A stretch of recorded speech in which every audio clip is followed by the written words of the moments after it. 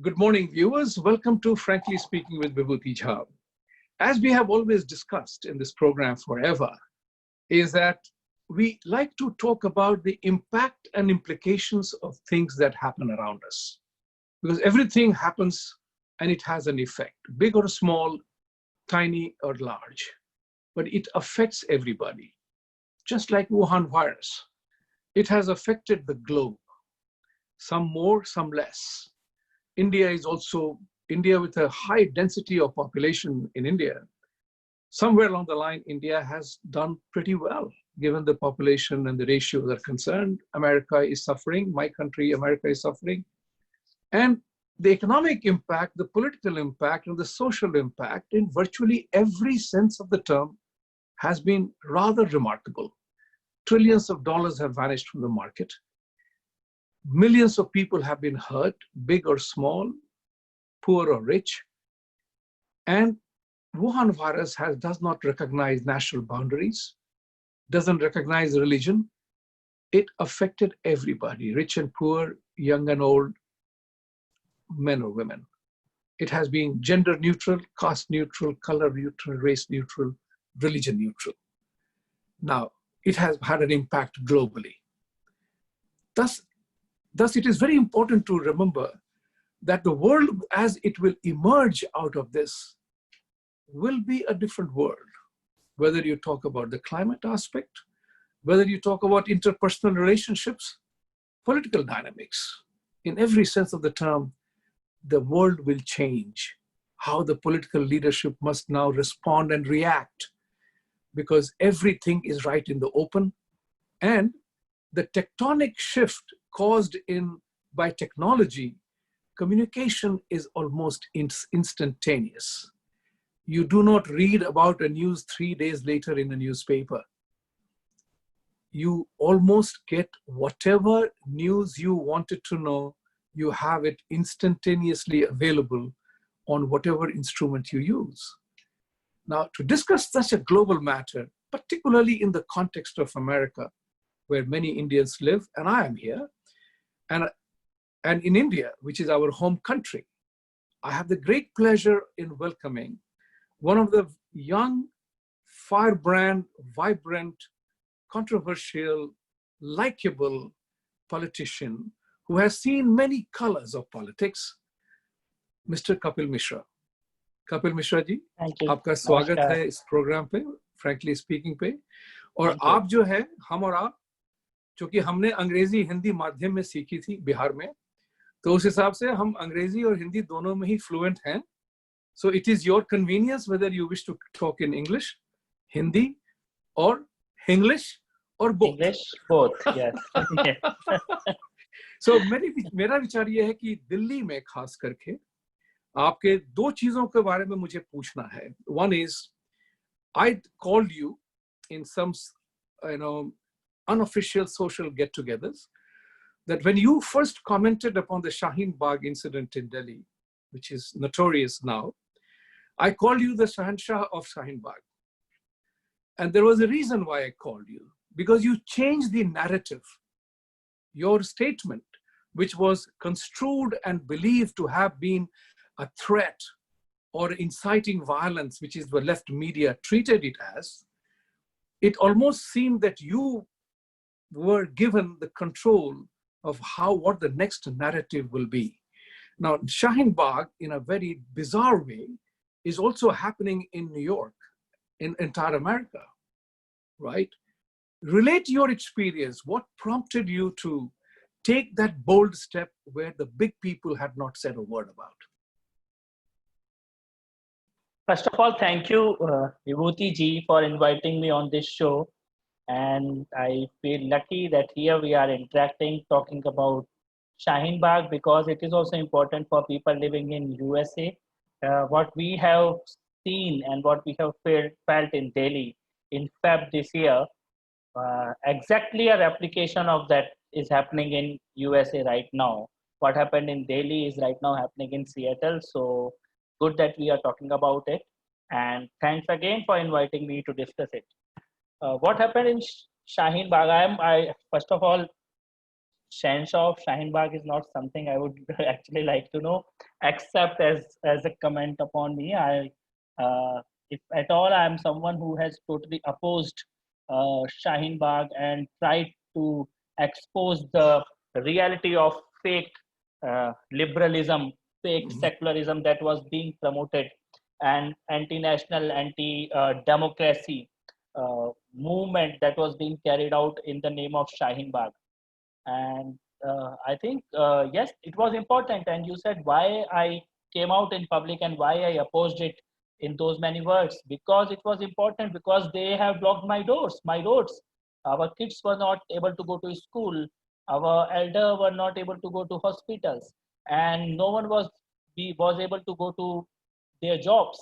So they were kind of hijacking the entire city, and they were blocking the roads. And 35 lakh people of Northeast Delhi, they just couldn't go anywhere. So what will you do if someone will come tomorrow at your door and block it? Definitely, at least you will go out and tell them to leave. At least you will go out and ask the police that these people should be removed from my door. That's what I did. And I did because there was no other option.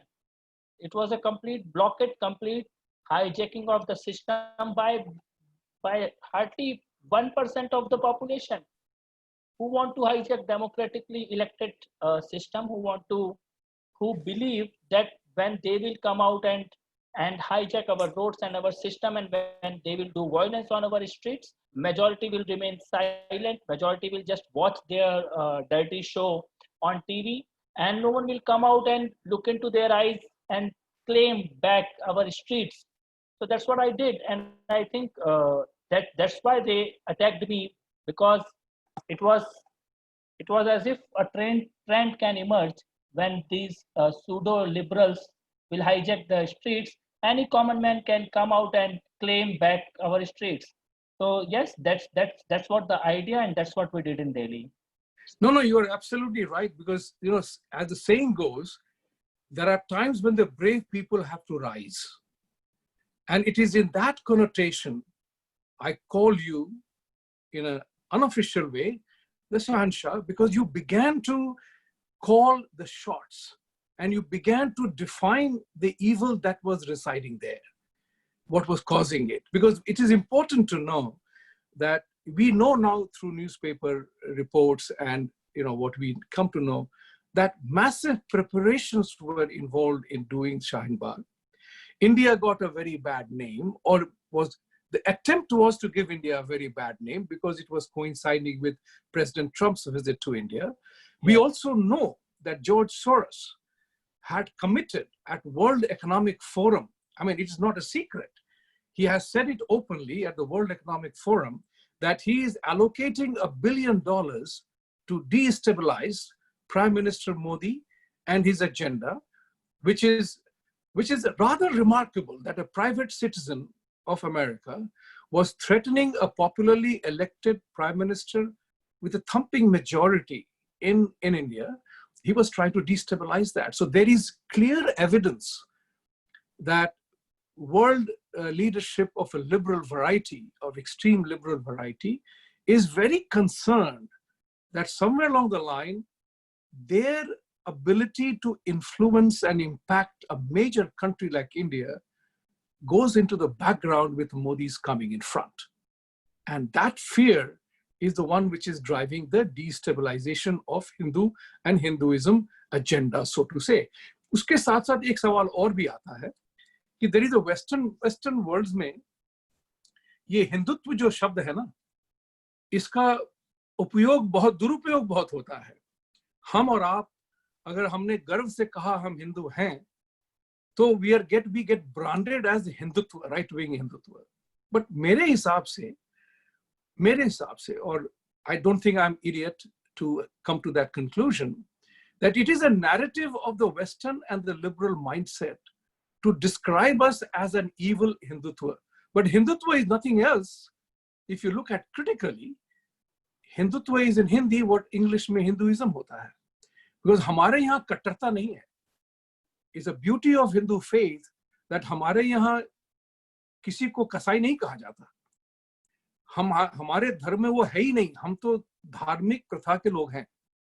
We are called fighters for dharma.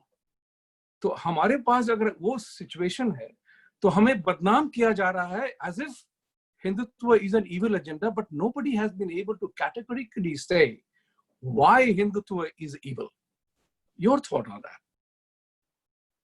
First of all, you rightly pointed out how big funds are being invested in ensuring that a democratic country like India get destabilized, in ensuring that popular mandate get hijacked, in ensuring that people stop believing on the systems and the leaders, and to create a situation of chaos so that some pseudo liberals can hijack the democracy.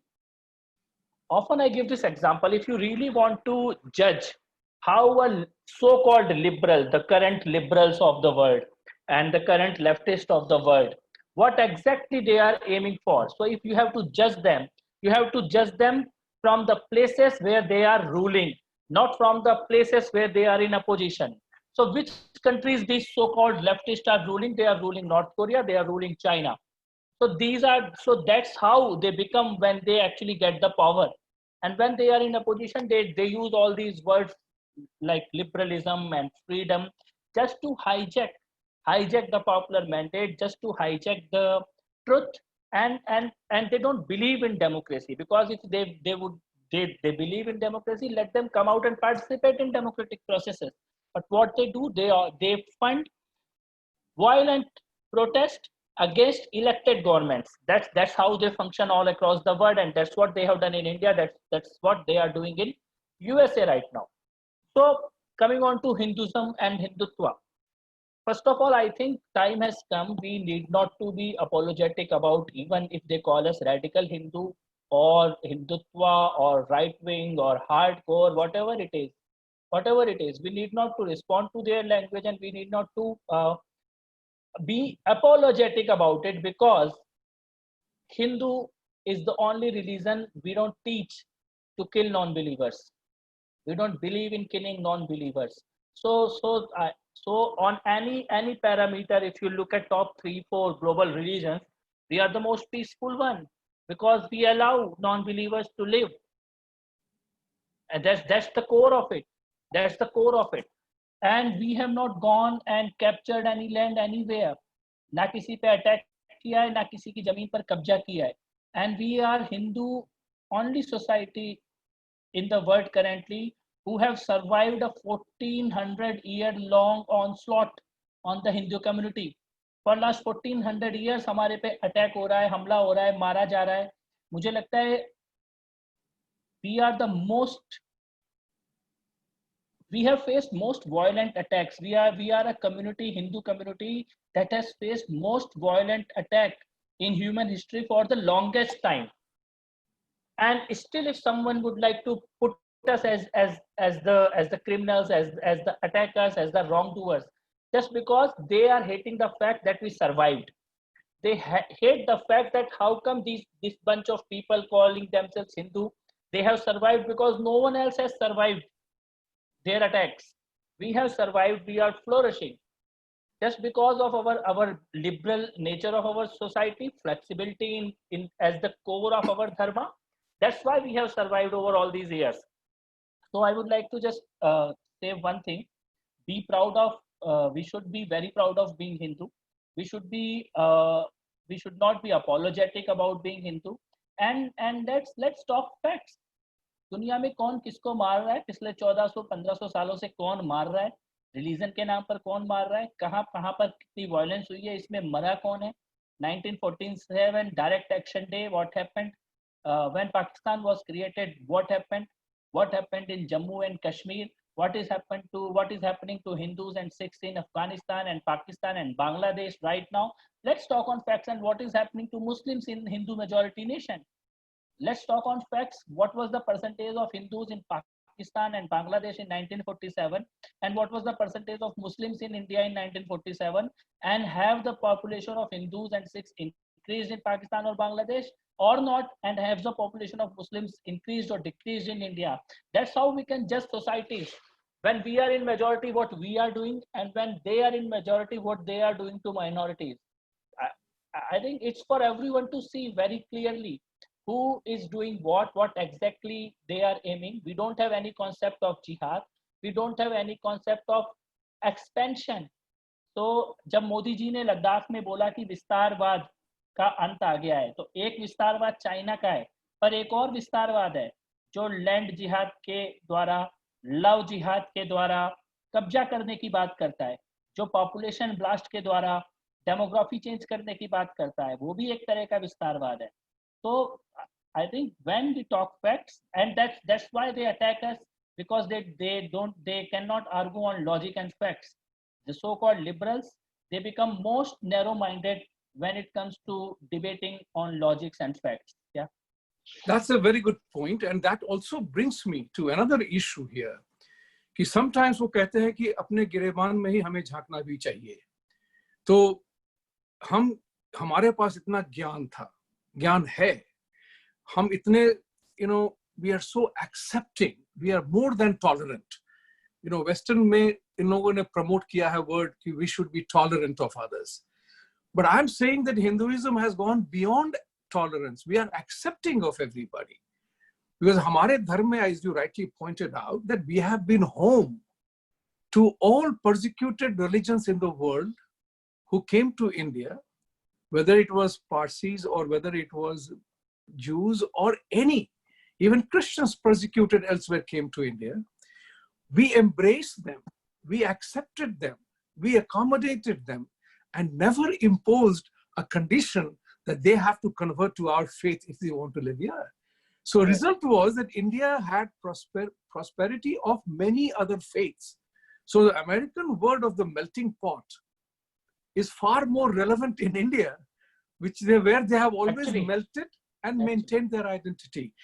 That brings me to the point that कि हमारे जो अपने virtues हैं, हमारी जो greatness है, हमने उसका विख्यान नहीं किया है दुनिया को. The world doesn't know. So when I talk to my American friends here, I realize that what West has been very good at is creating an institutional framework for everything that they do. We did not create the institutional framework. तो अब ये देखिए, मुझे घिनौना होता है कि halal, and I'm very strong about it, halal is a global certification program to produce good quality meat, right? To serve good quality meat. But if you understand halal as a process, it is the most sad, disgusting way to kill an animal, because you sing hymns and music, making the animal go to sleep, and then you chop his head off. But that's the halal technology that the Muslims use to conquer others. Muh mein Ram bagal mein churi applies to them more than anybody else. It's sad reflection, but this is an observation of truth. So if halal can become a global certification program, how is it that we Hindus failed to reach out and teach others? We don't ask anybody to convert to Hinduism because there's nothing to convert to. It's a belief. How come we did not spread the principles of Sanatan Dharma, that there is one sun, one earth, same water, same greenery, everything is created by the universe, by God himself. What is it that is suffering in us, lacking in us, कि हमने अपनी इतनी अच्छी बातों को दुनिया को बताया नहीं? Because my American friends tell me that, Vibhuti, the way you explain things about Hinduism, why the hell don't you tell us? And I say that is our foolishness, that we don't teach you or don't reach you with our message. What do we need to do to tell the world from the front foot, as the cricket mein kehte hain, playing the ball from the front foot rather than going at the back where you snick the catch in the slips? Yes. No, I think I have a little different point of view here. I think Hindus, Sure. by nature, we as a society, over the years, over last thousands of years, we never felt, and it's like in the genes of it being Hindu, in the core of being Hindus,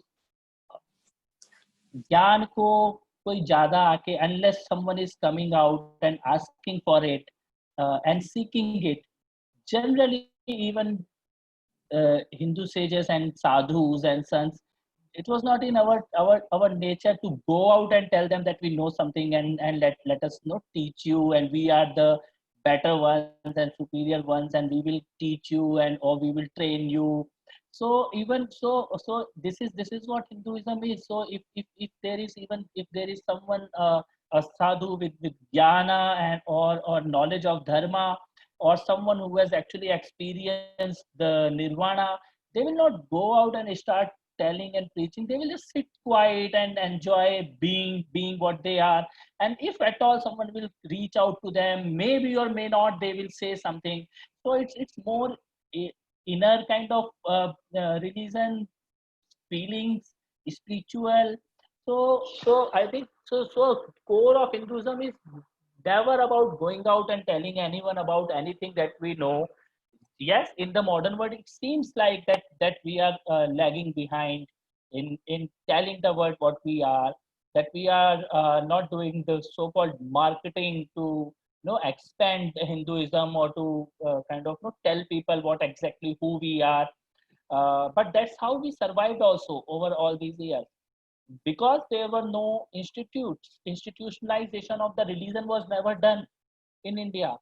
That's why most barbaric forces of Islam and Christianity, even when they were killing, when they were killing more humans than they have killed anywhere in the world, they were not able to identify how to finish this religion, how to finish this civilization and this culture, because there was no institutionalization. So every single individual was carrying the value, and you need to eliminate each one of them, and even one of them is alive, they will start carrying out. So we don't need a pope, or we don't need a Molana, or we don't need a mosque or a structure to practice our religion. So even when there were Muslim Mughal rulers who were destroying all our temples, even at that age, even during that era, we were able to protect most of our religious belief system and no text and everything, because that's how flexible we are. Yes, I agree, we need to be more vocal about it, but I doubt that the core of Hinduism will ever be that vocal and will ever go into that marketing mode. I think if word somehow, for example, during Corona, most of people just realize that the Indian way of doing Namaste is the core, no, first step if you need to save yourself from the virus. Indian system of washing your hands and cleaning yourself before you enter house. So so whenever world will face the crisis, and whenever they will judge based on logic and facts what is best to practice, what religion, what civilization has a future, no future answers to our future crises, they will end up following Hindu methods and practices. Yoga, for example, everyone is doing it. So that is Hinduism. That is the point, Meditation. very well taken. Yeah. You are Yeah. absolutely right about. My reference to institutional building is not creating a structure, but reaching out to the world, educating them about who we are and what we are.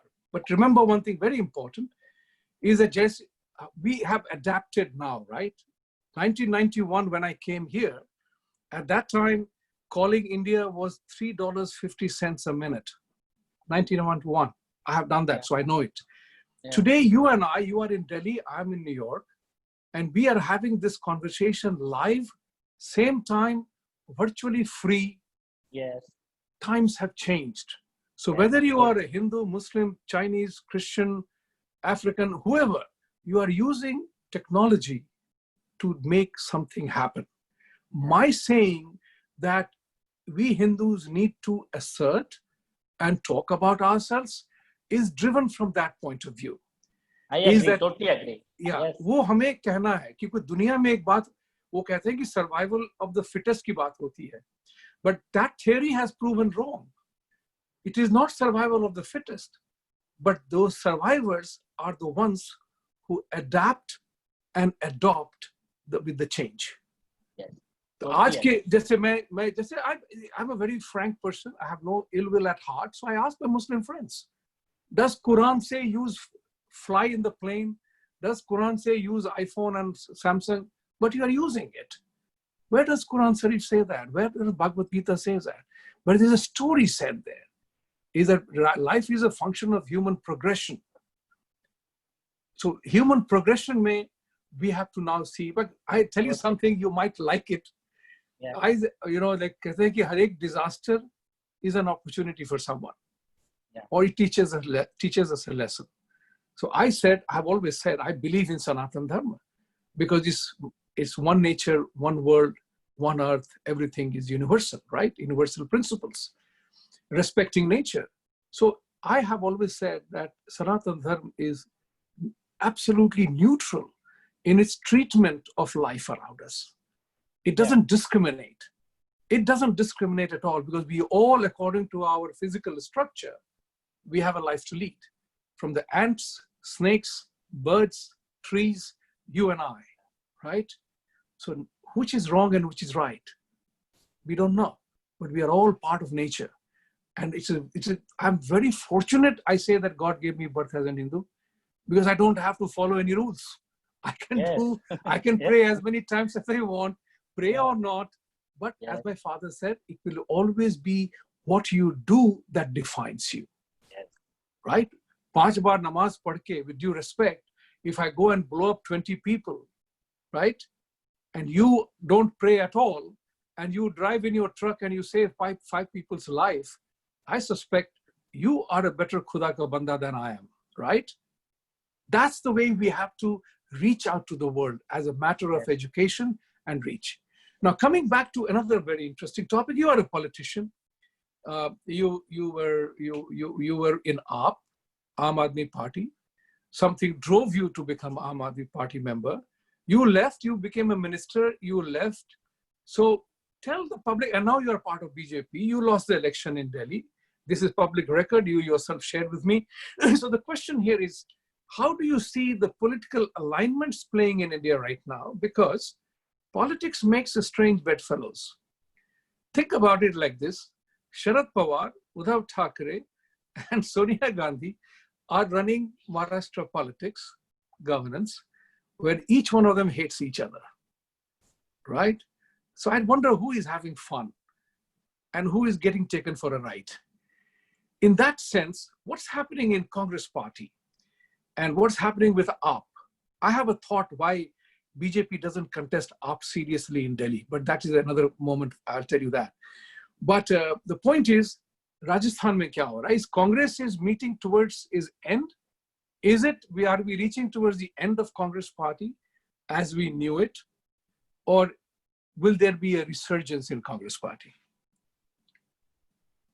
So Indian politics is like any big country, very complicated, multiplayer, and multidimensional. Yes, and but if in today's context, if you just look at the politics, I think Indian politics is divided. The entire political outlook is divided in two clear parts.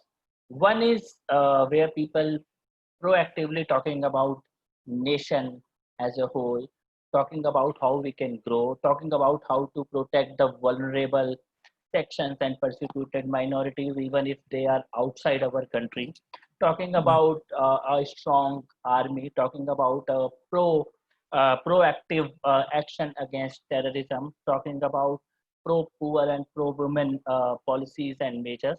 And on other hand, the second other part of the politics is about Muslim appeasement, being more critical about dharma and nation, and doing caste-based politics, many partners, different permutation and combinations, trying to find some magical number and run a government. So that's how Indian politics is right now divided in two clear parts. And that's why people like me or any other young people, even most NRIs or educated class in Delhi, Mumbai, or even in villages, people are finding it very easy to choose because very clear two choices. Party's name can change. Delhi it can be Aam Aadmi Party, Bengal it can be Trinamool Congress, Bihar it can be RJD. But more or less it's two-way politics in India happening. One is Modi-led BJP and another is everyone else who would like to be part of the so-called Congress-led UPA or other, no. So that's how I see Indian politics right now. Now your question about Congress politics, whether it's ending or whether there will be no again some phoenix like rebirth of Congress party can happen. Right. I think what has happened with Congress party, a family has hijacked that great party. Sonia Gandhi family, they completely hijacked the party. Earlier it was Nehru, then Indira Gandhi, then Rajiv Gandhi, then Sonia Gandhi era is continuing from say 1995 or 96. They have completely hijacked. And what happened? They have given two most foolish people, Rahul Gandhi and Priyanka Gandhi, the responsibility to lead the party. So it's not only about their electoral defeats, it's also about this is new India. People can just look at the leaders and decide that, okay, I cannot allow this particular no loser to run my country. I will not allow, if I will not let them even run my society or my RWA or my home, how Right. can I? So someone who has a zero achievement at the age of 50 years would like to come out and record a 4-minute video to teach how should India tackle China when that particular person is not able to tackle his own party. So this country, New India, is not going to accept them as leaders. We know we are no more no just because you are a Gora Chamdi, so we will follow you and we will vote for you.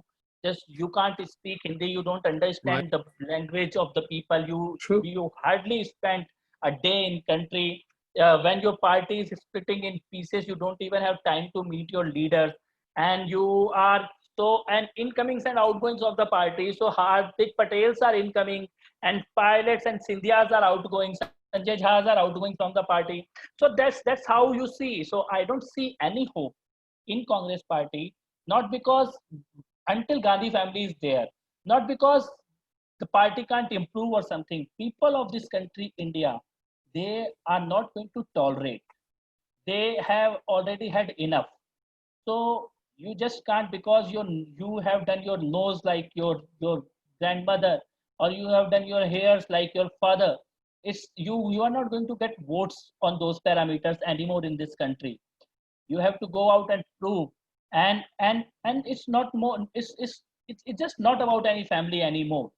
So if you don't have that in you, whatever grand structure or how many number of cadres you have, or and I believe Congress has very good leaders, and that's why either they are keeping quiet or they are putting the party, because even they must be any common IQ person will feel suffocated under a leader like Rahul Gandhi or Priyanka Gandhi, under a leader like Sonia Gandhi. For 30 years, 30, 40 years, someone has spent in India and can't speak Hindi.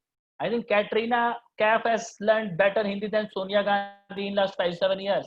So I think people of India had enough, and this family has to go from Indian political arena, and that's what is happening. So if Congress has to survive, it has to survive without Gandhi. Otherwise, Congress will die with Gandhi family. बहुत अच्छी बात कही आपने इसमें, और एक बहुत बढ़िया बात कही आपने कि इतने साल रहने के बाद भी अगर आप हिंदी नहीं बोल सकती हैं, और बहुत सारे लोग हिंदी अच्छा बोलते हैं, foreigners speak very well, and you gave the example of Katrina Kaif. So maybe Sonia Gandhi should see the movie Zindagi Na Milegi Dobara agar Hindi na सीखी तो. But important part also here is that sometimes, you know, I don't know Rahul Gandhi, I have nothing to do with him, but it is truly interesting that Hardik Patels are welcome in the party and the veterans and the stalwarts are leaving the party. Good people are leaving. But there's a tragedy with Rahul Gandhi. I call him, like Meena Kumari was the tragedy queen of Hindi movies. I'll call Rahul Gandhi the tragedy king of the Indian Congress party and Indian politics, because he suffers in comparison. And I'll tell you what I mean. He doesn't have the political depth or the freedom fighter image of his great-grandfather, Jawaharlal Nehru. He doesn't have that intellectual, that Nehru was considered as an intellectual person. He doesn't have that. He's not a pragmatic, ruthless, practical politician like his grandmother, Indira Gandhi. He's not that. He is not even a charming character who speaks very well, has a little bit of a smarts about him like his father. So he fails on all these three big comparisons. Result is that, and he's also slow in his thinking capacity, because I'm stunned by that particular statement. Idhar se aloo dalenge, udhar sona niklega. I mean, who says that in public, right? The man who can't keep his thousands in check. No, but then he has actually done that. इधर से हार्दिक पटेल डाला, उधर से सचिन पायलट निकल गया, तो it's actually आलू coming in and Sona going out. That's a good one. That's a good one. That's a very good one. He has shown that it is possible. That's a very good one. Congratulations for saying that, coming up with that. But that's the tragedy of Congress Party. And, you know, I think I wrote an article in which I said, it's time for Congress Party or the Gandhi family to voluntarily retire and let the party die, और हमारा और जो हिंदू धर्म में कहते हैं उसका पुनर्जन्म होना चाहिए into new आकार, प्रकार or new vichar. So that's what it is. But let's talk about another aspect of it. I would just like to add one line here. Please, feel free. When you said Rahul Gandhi doesn't have intellect like Nehru, or the ruthlessness of Indira, or the sweetness or smartness of Rajiv Gandhi, I accept that. But I would like to just ask one thing. What exactly he has? That's what I said. He suffers from his personal integrity as well. So even if we don't compare him with all these three big so-called big leaders of the last 70 years of modern India, what exactly he has? I think even if you go out and compare him with normal youth of India who are every day working hard, earning for their families and doing something for the society, even in comparison to any normal day Delhi, Mumbai boy or any normal day UP, Bihar boy, even in their comparison, he stands nowhere. Right. So, and both of them, it's not only Rahul, it's Priyanka also. Right. So you look back at their life stories, nothing at all they have done for the last 40, 50 years in their own personal lives. So, it's a classic. It's a classic case of family limited partnership, in which the youngest partners are no longer worthy of owning the business anymore. Yeah, and I also feel like in Hindu way of thinking, Gandhi परिवार का पाप उसके बच्चे बनकर पैदा हुआ है. तो आई थिंक उन्होंने जो 70 साल में इस देश के साथ किया है, उसका सजा यही था कि उनके बच्चे इतने इस प्रकार के मूर्ख पैदा होंगे जो अपने वंश का नाश करेंगे. मेरे को लगता है वो उनका पाप है जो राहुल और प्रियंका बनकर पैदा हुआ है. वो नेहरू, इंदिरा, राजीव सबका पाप है जो इस देश के साथ उन्होंने किया था. वो उनकी संतानों के रूप में पैदा हुआ है और उनके वंश का नाश कर रहा है. और यही हिंदू धर्म के हिसाब से मेरे को लगता है बिल्कुल ठीक हो रहा है. जो कर्मा है उसका फल उनके वंश को मिल रहा है. Cycle of life is taking a full turn, taking a complete.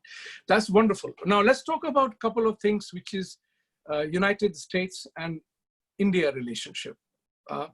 It has been given many names: strategic partners, lifelong friends, greatest democracies. But when it comes to batting on the pitch, each one runs to the other person out. But it's a very interesting thing that Mr. Jaishankar, the External Affairs Minister, is the first ever Minister of External Affairs who is a career diplomat. Yeah. There is nothing that he doesn't know. He is not an ornamental politician from anywhere who has been put in Minister of External Affairs for tours and travel. True. So this is a hardcore professional who is there. For him to make a statement that Indian foreign policy will meet with an aggressive, a changed perspective is a phenomenal statement from my point of view, because I'm a believer that non-aligned movement, regardless of it, how lofty that ideal was, कि ना हमें किसी से दुश्मनी ना किसी से दोस्ती, हम दूसरों के मामले में नहीं पड़ेंगे. बट जब अगर कीचड़ में रहना है तो आप नहीं कह सकते कि कीचड़, आपको कम से कम अपने ऊपर कीचड़ ना पड़े. You have to make a fence, right? Or you have to do something to make sure that you are not entangled in it. So that is the reality of geopolitics. So non-aligned movement weakened India because ना हम किसी के दोस्त बने ना कोई हमारा दुश्मन है, तो हम सब neutral gear में चल रही थी गाड़ी. We became friendless. Politics, international relationship, you and I, we are all a function of friendship. Yes. And we could not establish friendship. So think about it like this, that a country like Israel, so small, is surrounded by its enemies who have sworn to destroy it, right? It is able to fight back each one of them, so much so that they are asking for peace. Yeah. Whereas we are a huge country of 1.3 billion people today, and we have 4 countries, Nepal, Bangladesh, Sri Lanka, and Pakistan on our borders. And somewhere along the line, it is China that is encircling us through them. Pakistan, I don't even call a friend. I will call them a necessary evil next to our door. So we have to treat them separately, and that Modiji is doing very well. But something about our foreign policy that has to be very clear, that these 3 countries, they don't have to be pampered or appeased, but they have to be brought into a perspective in terms of dealing. We can't be termed as a successful country if our neighbors are against us and always are trying to prick a thorn in our seat. That's a very important part, and I'm very glad that Mr. Jaishankar is taking the proactive measure, and in his first term, Mr. Modi built the Indian prestige and honor so that today, we Indians here have successfully thrown the badge of corrupt Indian from our chest. And that proud Indian has emerged globally. That's what the Congress party didn't realize, that why Modi was getting the support, because he instilled in us a sense of pride of being an Indian and a Hindu. So share with me your thoughts as a budding politician. I wish you greater success in future. So share with you your thought as to the external relations, what is happening in relation to India and the rest of the world, particularly in the Russia-America relationship. First of all, I would like to say one thing. If we look at just last few months of what Nepal is doing or what China is trying to do, that's one episode that is happening, and India is responding to that. We can't just see that in context of what India is doing in foreign policy for the last 6 years. Everything has changed since Modi became India's prime minister in 2014. We have seen how aggressively he reached out to every country, and how aggressively he ensured that he will go and personally meet their leaders and develop a personal rapport with them. For example, a country like Mongolia, where no Indian prime minister gone for last 30, 35, 40 years, Modi reached out to there. And the common culture and common civilization that we share with Mongolian people, he actually, so there is a separate team now that is working with Mongolian government and India government, and they are working on that. So that's how Modi started, where no past prime ministers had that kind of vision for Indian diplomacy or India. So Buddhism, he is using that as a threat to build relation with Japan, with Korea, with so many Buddhist countries. And now we can see the results when China start this China-India conflict started, how Japan responded to it. And how Japan and India stand together, how Australia reacted to India. So India was never even reaching out to these countries. So I think what India is doing with so many African countries, special relation that Modi shared with Brazilian leadership, all those things have been developed over last 6 years. And first time we are seeing during India-China conflict that world stands with India. It has never happened. Even when Pakistan was sending terrorists to our country openly, and it was for everyone to see, but no country was standing with India.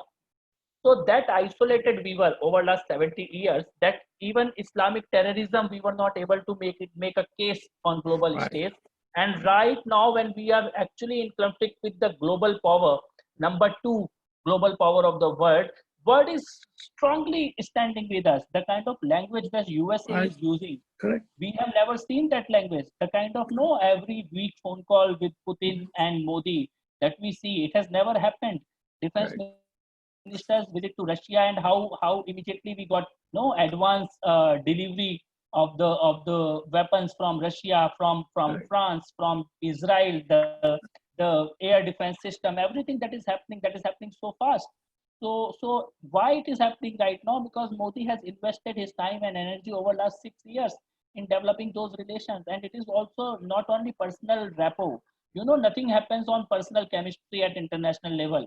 So Modi has actually shown them what India is worth, what is the value of being a friend with India, and how, if you are not close to India, how it's going to affect your own no interest and your own economy.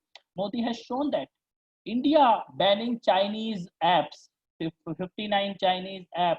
India using ban as against the global superpower. We have never imagined that that will ever Right. happen, because India was always on the receiving end. Countries like India generally global powers blackmail us that they will ban. And now what we are seeing, UK is trying to copy India.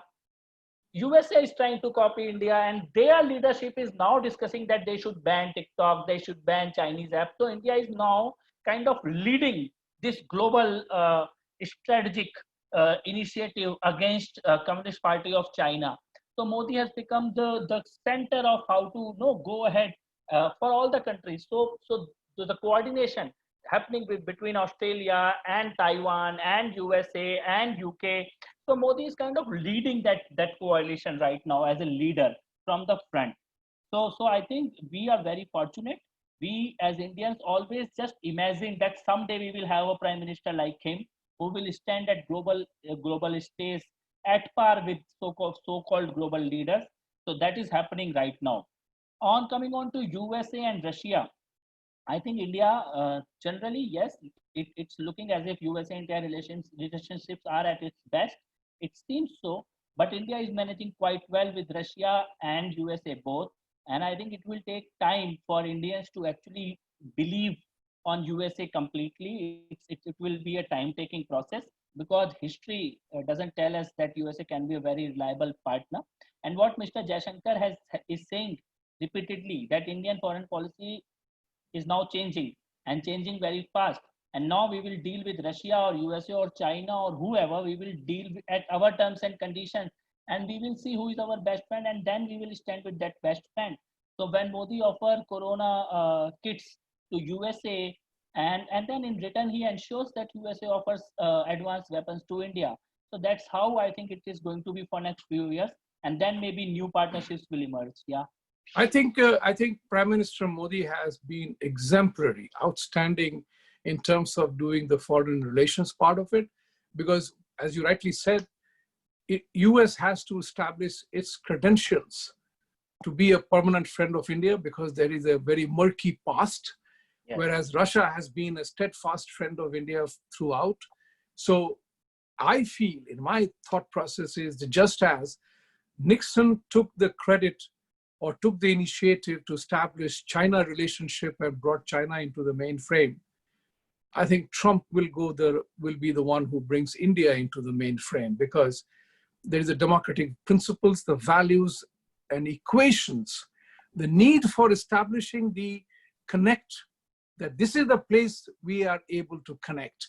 And for connection between Trump and Modi is about terrorism, make in India, make in America. So one wants America great, other wants India great. There can't be a fight about that. Each one loves their own country. Yes. And they want to make, so there is a particular industrial and collaboration opportunity as well, which has been established in defense collaboration. So, and India has succeeded. Prime Minister, because of his, what I call sincerity of purpose, he has convinced the world leaders that just because I'm friends with you doesn't mean I'm enemy with another. So he has done a very sophisticated approach, and he's an honest man. He's not a dishonest man. Playing politics doesn't mean we have to be dishonest. It's about how you convey your clarity of purpose to the person sitting across you. But the important part comes in is that every conversation has to come to an end. So this also must come to an end. Needless to mention, it has been great to have you. And I'm sure that my viewers have enjoyed having you. So, but one thing which I will say is that in putting it in perspective, India-US relationship we NRIs have worked very hard to convey the different impression. And believe it or not, once a senator told me that we love you Indians as immigrants to the country because you are professionals, you are hardworking, you are in the highest median income, you have family values, you take care of your children, you are least problem from the law and order part of it, and you ask for nothing. Now, the time has come for Indians to assert ourselves. And I'm saying this from the point of view of the fact it applies to Indians in India also. So recently you may have come across that Seattle Municipal Council, Minneapolis Municipal Council, and San Francisco Council, they have all passed resolutions against India on CAA, Kashmir, and everything else. These have been all motivated and managed by certain groups who are clearly vested against India. These resolutions mean nothing, but this has galvanized the NRI community here to rise up, because every single NRI has been delighted that Kashmir has become part of integral part of India. So there is a very interesting pot boiling here in terms of the US elections. And just as it happened in UK, where Indians, Labour or Conservatives, they all voted for Conservative Party because the Labour Party went totally ballistic on India, the same thing is happening here in Democratic Party. Their India policy is written by, unfortunately, the evil-meaning Pakistani guys who are on the campaign committees. And we are rising against that. So there has been a major resurrection of the Hindu mind, the Indian mind here. And I hope this will bode well for both. So with these words, thank you very much, viewers, for being with us. Have a great week ahead. And Kapilji, delighted to meet you. And thank you for coming on the show. We will do a couple more. Namaste. Yes.